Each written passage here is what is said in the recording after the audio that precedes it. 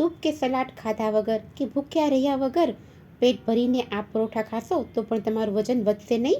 ખૂબ જ ટેસ્ટી લાગતા આ ગ્લુટન ફ્રી પરોઠાને બનાવવા એકદમ સરળ છે અને ફક્ત 10 જ મિનિટમાં તૈયાર થઈ જાય છે. તો આ ડાયટ પરોઠાને બનાવવા પાલક લઈ તેને બરાબર સાફ કરી અને એકદમ ઝીણી કટ કરી લેવાની છે.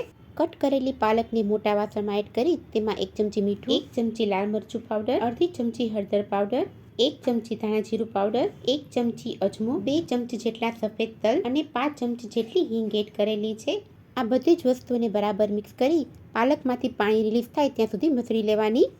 ડાયટ પરોઠાને બનાવવા તેમાં જુવારનો લોટ એડ કરી તેમાં ઝીણા કટ કરેલા લીલા મરચાં અને ધાણા ભાજી એડ કરી અને રોટલી જેવો સોફ્ટ લોટ તૈયાર કરી લેવાનો.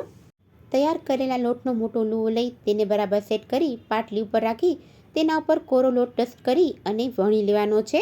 આ પરોઠાને હળવા હાથે થોડા જાડા વણી લેવાના છે. તેના ઉપર આ રીતે ઢાંકણ રાખી અને પ્રોપર શેપ આપી દેશું.